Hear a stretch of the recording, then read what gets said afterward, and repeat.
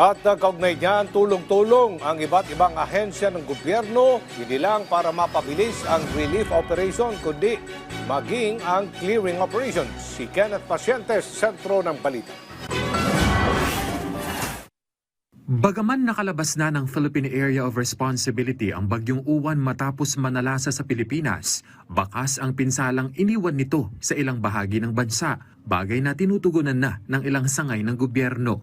Ang Coast Guard Station ng Sorsogon agad na sinimula ng clearing operations. Isa-isang inalis ng mga kawani nito ang mga nabuwal na puno na tumama sa mga kabahayan sa barangay Kabidaan, Sorsogon City. Tinanggal din nila ang mga punong sumagabal sa ilang kalsada.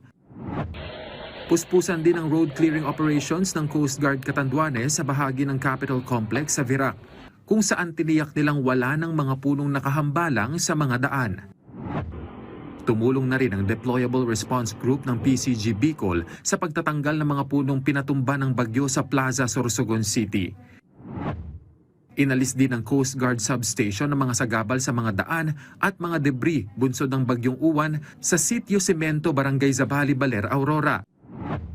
Tumulong na rin ang mga kawani ng PCG sa clearing operation sa Dinalungan at Dinggalan sa Aurora, maging sa Pantabangan, Nueva Ecija. Naging puspusan din ang mga operasyon ng BFP sa Central Luzon, lalo na sa mga pangunahing lansangan para matiyak ang kaligtasan ng publiko.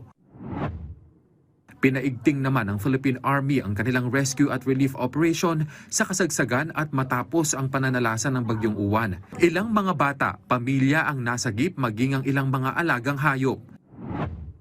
Namahagi naman ng nasa mahigit 300 hygiene kit boxes ang PCG sa San Luis, Aurora para sa mga naapektuhan ng bagyo.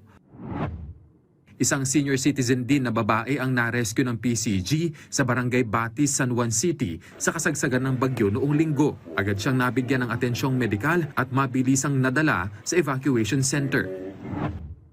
Nagpaabot naman ng humanitarian assistance ang PCG sa mga komunidad na naapektuhan ng bagyo sa Badoc, Ilocos Norte.